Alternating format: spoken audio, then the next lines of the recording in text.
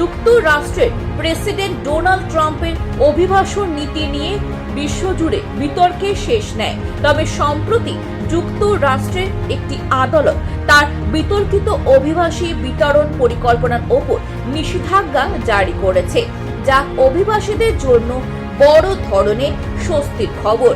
বিচারক Brian Murphy এই সিদ্ধান্তে বলেছেন, অভিবাসীদের নিজ দেশে ফেরত পাঠানোর আগে তাদের নিরাপত্তা ও মানবাধিকার নিশ্চিত করা উচিত।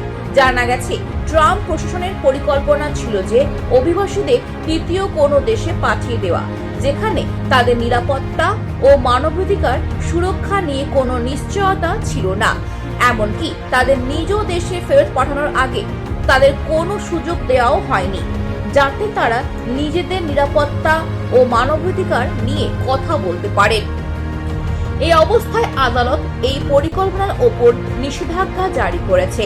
এদিকে ট্রাম্প প্রশাসন এই আদেশের বিরুদ্ধে যুক্তরাষ্ট্রের সুপ্রিম কোর্টে আপিল করতে পারেন। তবে এই ঘটনার প্রভাব শুধু যুক্তরাষ্ট্রে সীমাবদ্ধ নয়, বরং বিশ্বের বিভিন্ন দেশে এর প্রভাব পড়বে।